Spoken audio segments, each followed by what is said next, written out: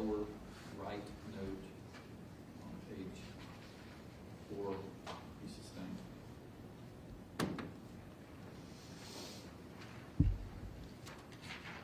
Page 5. This next picture is the post-it note with the name Ned McGowan, but it's the full note. I think the court has noted that that's admissible for other reasons. And then here in the lower right-hand corner, you'll see another note that we've seen on the next photograph. It says, talk to her mom on the 26th. Premeditation, death threats, breaking and entering, and missing person yesterday. I read that saying defamation. It does say that. Seems to me that's, again, speculative guess, but might be what negative aspects of his situation might be. He's getting defamed, getting death threats, perhaps.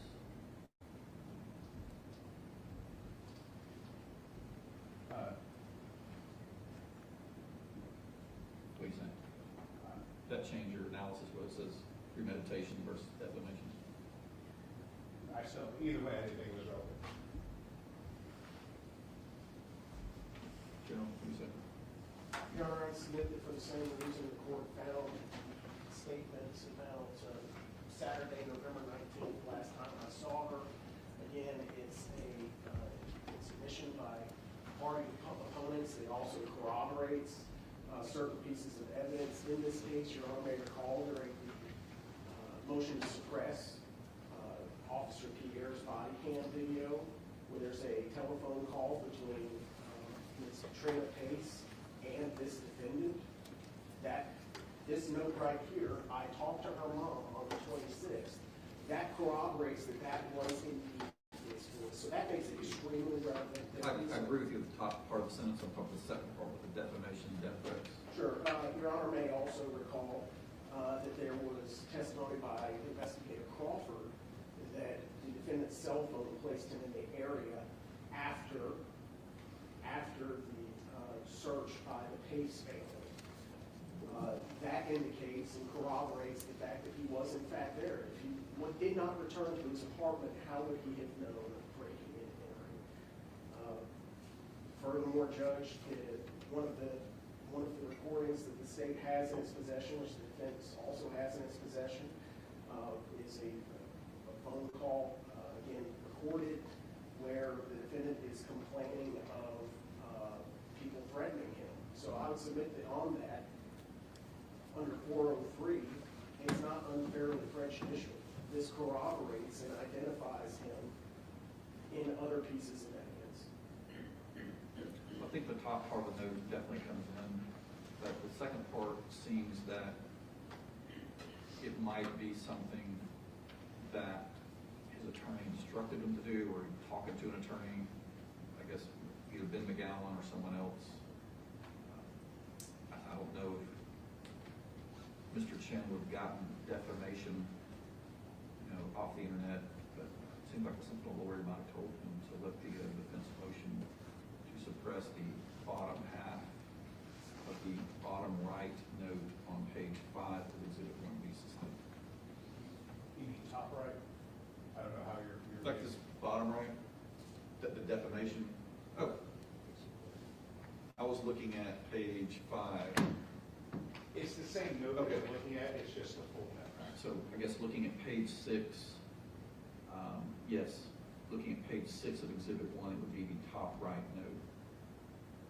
So let the first sentence should come in, talk to her mom on the 26th, but the line below,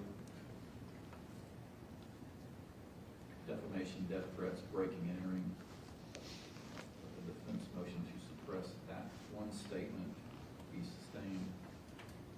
And I wasn't looking at this bottom line. It says missing person yesterday. Either side want to provide more information.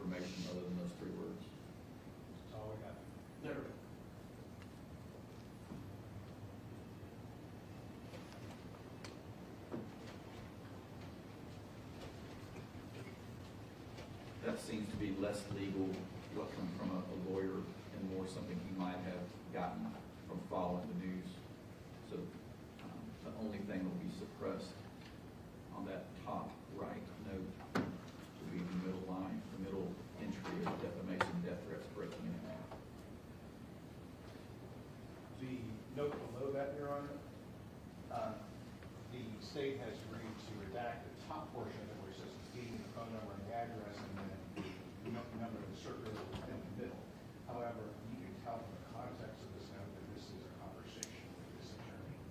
And the notes that are contained in it are obviously notes from the conversation. If I read it correctly, it says November 19, last time I saw her, she would call me, last time was on, she would call me once a day, last time was on November 22nd on phone. That seems more in line with the other notes that came from Mr. Chen that have already been ruled admissible. Seems more in that line, Mr. Wise. Anything else you want to say about that one that hasn't been said? So, otherwise, the state's redaction is just an agreed upon, and the rest of it's a mistake. And then, here's the last one. This is a note, in a notebook. You can see the name at the top of the gallon and his phone number. This is page 7 of Exhibit 1. See, Friday, November 18th, last time I saw her, Tuesday, November 22nd, last time we talked.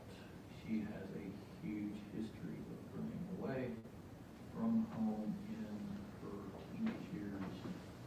Mom was an alcoholic, ran away, let's say, to Canada for several years, and was homeless.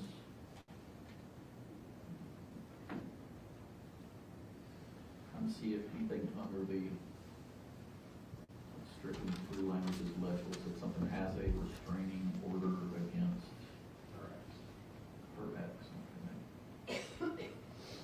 Her dad left when she was a kid, has a restraining order against, does that say me, or does that say?